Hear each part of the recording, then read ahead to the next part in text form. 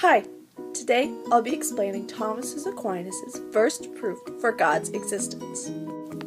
Thomas wrote the Summa Theologica, in which he described 5 proofs for God's existence, but I'll only be talking about the first one, from motion.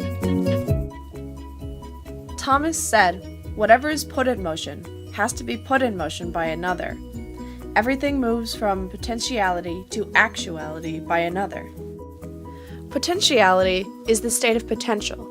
Something is potentially hot or potentially cold, and then it moves into actual cold or actual hot. This is done by motion. Motion is the central part of this proof. You can't be both in potentiality and actuality in the same respect. You can't be actually an apple and then potentially an apple. But you can be potentially 2 things.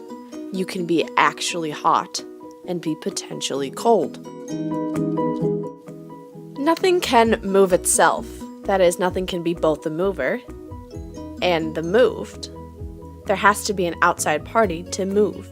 There also has to be a first mover, someone to start the whole chain of events. Thomas identifies this as God.